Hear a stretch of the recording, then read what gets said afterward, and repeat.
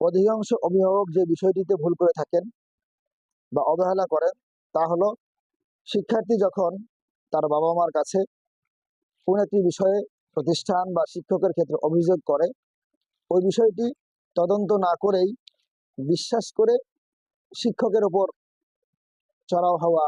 বা শিক্ষককে ধমক দেওয়া বা রাগ করা, এই ধরনের ঘটনা আমরা অনেক সময়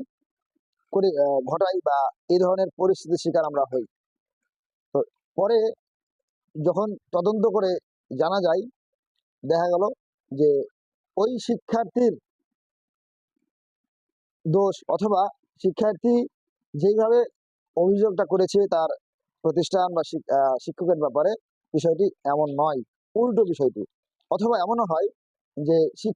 যে শিক্ষকের ব্যাপারে অভিযোগ আসতেছে ওই শিক্ষক নিজেও জানে না। কারণ একটি বিষয় মাথায় রাখবেন যে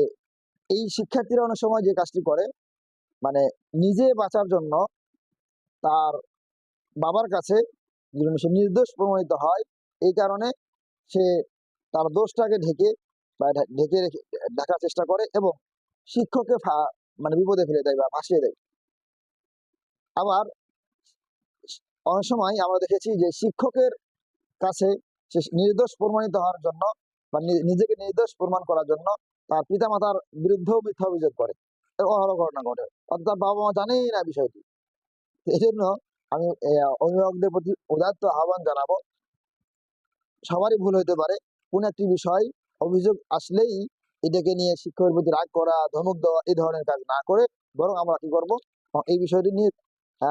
প্রতিষ্ঠানের প্রধান যিনি আছেন ওনার সাথে বিষয়টা বসে সমাধানে করা এবং সমাধানের ব্যবস্থা করা, এবং বিষয়টা আসলে কি হয়েছে এটা জানার চেষ্টা করা, এরপরে কি পদক্ষেপ নেওয়া। আল্লাহ আমাদের সবাই